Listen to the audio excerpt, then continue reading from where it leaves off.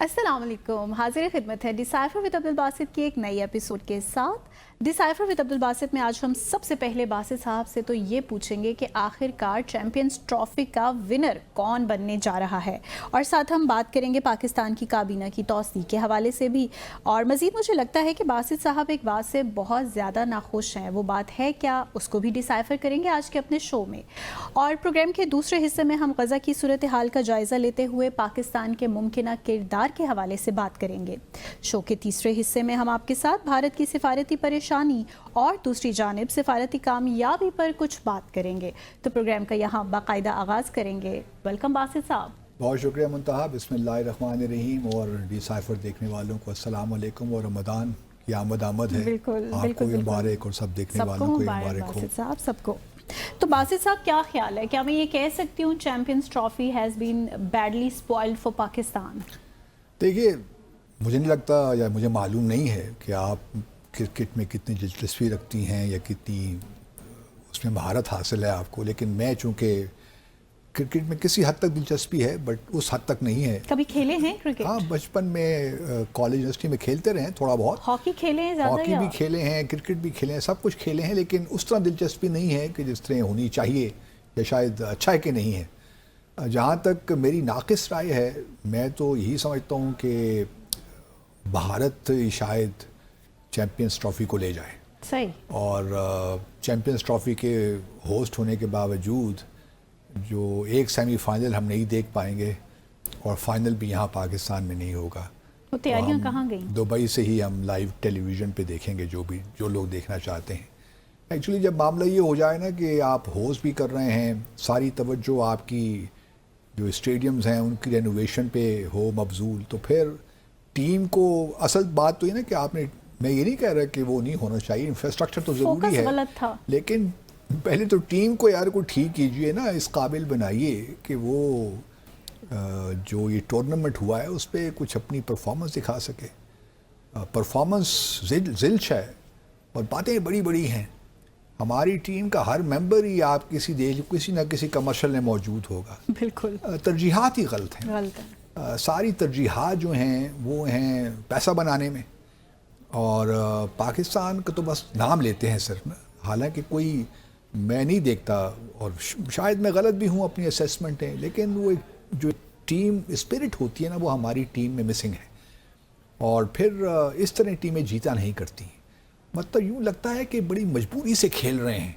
मतलब जब आप उनको देखते हैं उनकी बॉडी लैंग्वेज इस कदर मायूस कुन होती है, कोई विकेट ले लेते हैं तो मतलब ऐसा हो जाता है कि न जाने बस अब अगली हैट्रिक करने वाले हैं लोग, उसके बाद फिर ऐसी पिटाई होती है। उनके बैट्समैन हमारे हैं बिल्कुल एक लाउसी तरीके से खेलते हैं, लेजीनेस का साफ मुजाहरा होता है। वजह क्या? फील्डर्स हैं, ट्रेनिंग नहीं है ना, कोई सही मानों में ट्रेनिंग नहीं है, कोई सीरियसनेस ऑफ पर्पस नहीं है कि हम इसके होस्ट हैं तो हम जीते भी। देखिए, मैंने तो पहले भी डिसाइफर में कहा था कि ये चैम्पियंस ट्रॉफ़ी जो टूर्नामेंट हो रहा है, पाकिस्तान को कहना चाहिए कि ले जाइए आप, अगर भारत यहाँ नहीं खेल सकता तो हमें ज़रूरत ही नहीं है। लेकिन क्या किया जाए, 70-80 मिलियन डॉलर की खातिर हमने एक तो भारत की टीम को एडवांटेज दे दिया कि वो एक ही जगह पे खेल रही है, एक ही वेन्यू पे, बाकी टीमों को वो समन कर लेती है दुबई में जितनी भी टीमों के साथ खेलें। दूसरी तरफ हमने यहाँ उनको प्रेसिडेंशियल प्रोटोकॉल दिया हुआ है, यहाँ तक कि जब रूट लगता है तो सारी दुकानें भी बंद, मतलब लोगों की तिजारत भी खराब। ऐसी क्रिकेट खेलने का फ़ायदा क्या है? इस क्रिकेट को बंद कर देना चाहिए मेरे हिसाब से। मुल्क में मतलब और कोई चीज़ नहीं है करने के लिए कि सारी जो तवज्जो है वो क्रिकेट। और फिर ये भी ना कि वहाँ कुछ हम परफॉर्मेंस तो दिखाइए ना, परफॉर्मेंस भी कुछ नहीं है, लोग भी परेशान, ट्रैफिक एक अजीब सूरत हाल इस्लामाबाद में, कराची, लाहौर में, कोई हद नहीं है किसी चीज़ की। तो हमारी सारी रियासत की जो तरजीहात हैं वही गलत हैं। दूसरी जानिब आप देखिए तो IMF के साथ हम हाथ जोड़ते हैं कि यार खुदारा कुछ पैसे दे दीजिए हमें। दूसरी जानिब हमारे वज़ीर दाखिला और PCB के चेयरमैन अब दुबई में पहुंचते हैं तो वो जिस गाड़ी से उतरते हैं अपनी फैमिली के साथ, वो मैं तो हैरान रह गया। देखिए, अल्लाह ताला ने अगर किसी को दौलत दी है, मालो दौलत है किसी के, अल्लाह ताला ने नेमत से नवाजा है, तो बिल्कुल आपका हक बनता है कि आप उसको इस्तेमाल करें, जिस तरीके से आप आसाइशें लेना चाहते हैं वो लें भी। لیکن بعض جب آپ کسی حکومتی پوزیشن میں ہوتے ہیں یا کوئی وزیر ہے مثال کے طور پہ، تو پھر آپ کو بہت سی چیزوں کا خیال رکھنا پڑتا ہے. اب میں اگر ان کی جگہ ہوتا تو کبھی رولز رائس کے لیے آپٹ نہ کرتا، چاہے وہ میری اپنی ہی کیوں نہ ہوتی. میں کوشش یہ کرتا، اور پیچھے دیکھیں مرسڈیز بھی آ رہی ہیں اور بھی بڑی لگزوریس جو ہیں لگژری گاڑیاں آ رہی ہیں. مطلب کیا اچیو کرنا، کیا بتانا چاہتے ہیں آپ کہ ہمارے ہاں یہ ایک ایٹیچیوڈ کا پرابلم ہے.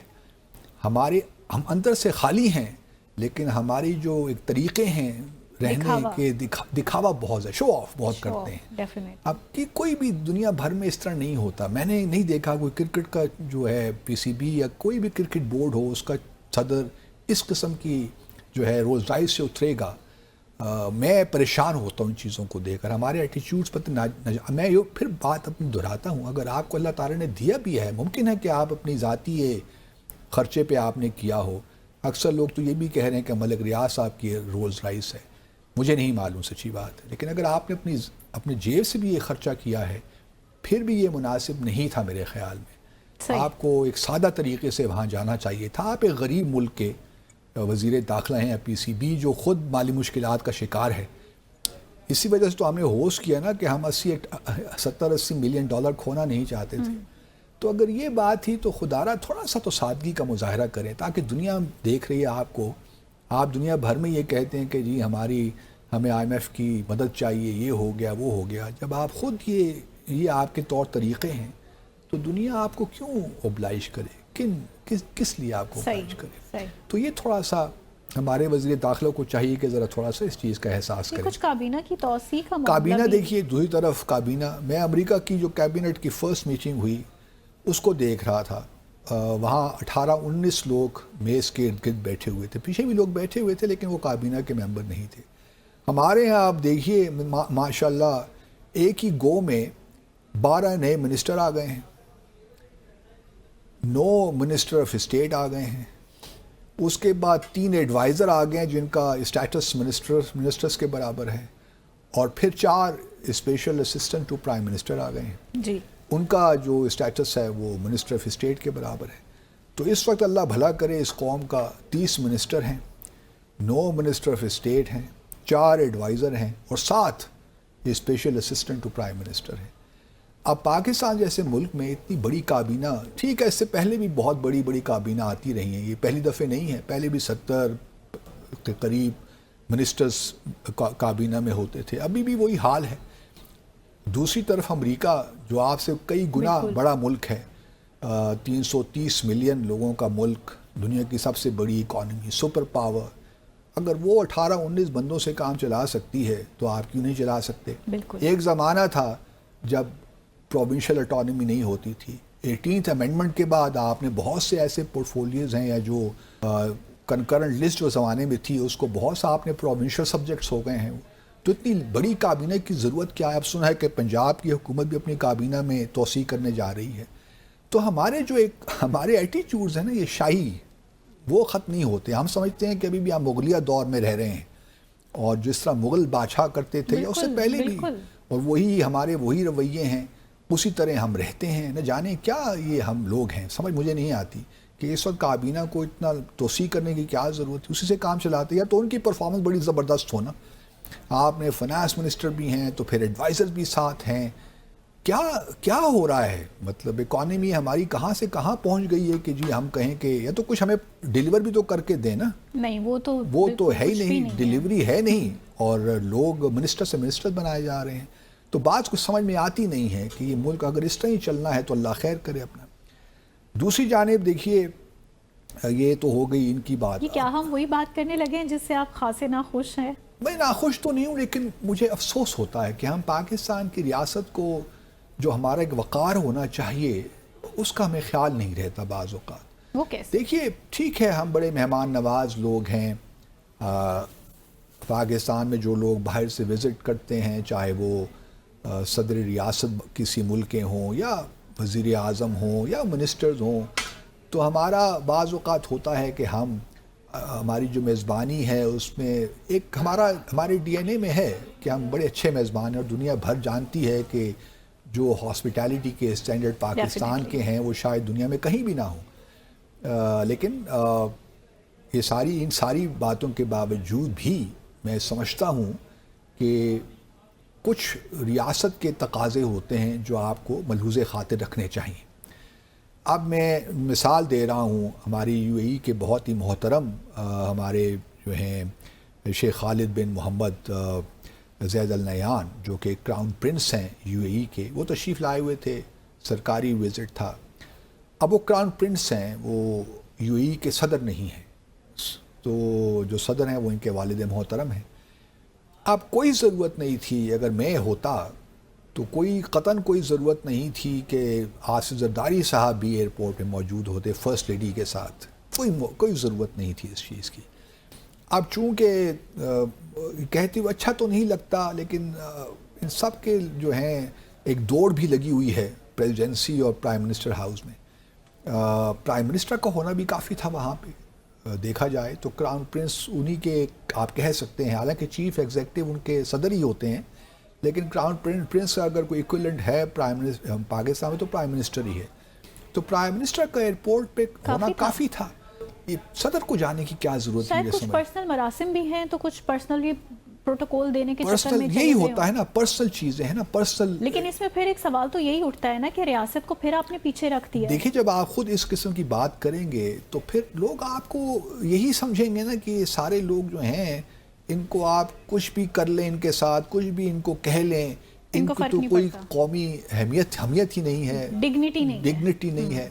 تو یہ تو بالکل وہ جو ہے نا، sorry to use this word, لیکن لگتا کچھ یہی ہے کہ ہم لوگ ریاست جو ان معاملات میں جو ایک فرق رکھنا چاہیے، ریاست اور ذات، ان دونوں میں کیا فرق ہے وہ ملحوظ رکھنا چاہیے. لیکن ہمارے ہر چیز گڑبڑ ہو جاتی ہے، اور یہی مجھے افسوس ہوا. مطلب کوئی اور بھی آئے گا کل کو، سب لوگ صدر ہی پہنچ جائیں گے. صدر ہماری فیڈریشن کا ایک سمبل ہے. تو میں آصف زرداری کی بات نہیں کر رہا، لیکن کوئی بھی صدر اگر ہوتا تو میں اس طرح ہی کرٹیسائز کرتا کہ صدر اور وزیر اعظم کا ایک ساتھ جانا بنتا نہیں تھا. اور پھر فرسٹ لیڈی کا وہاں کیا کام ہے؟ کوئی وہ شیخ صاحب اپنی زوجہ محترمہ کے ساتھ تشریف لائے ہوئے تھے. تو ہم بھی اوور ڈو کر جاتے ہیں چیزوں کو، یہ نہیں ہونا چاہیے. اور میں امید کرتا ہوں کہ پروٹوکول کا تھوڑا خیال رکھیں. ڈیفینیٹلی بہت امپورٹنٹ بات کی، یٹ ناراضگی کا اظہار بھی کر دیا باسط صاحب نے. یہاں لیں کہ مختصر سا وقفہ، بریک کے بعد واپس آئیں گے اور شامل کریں گے دیگر اہم موضوعات. ہمارے ساتھ رہیے گا.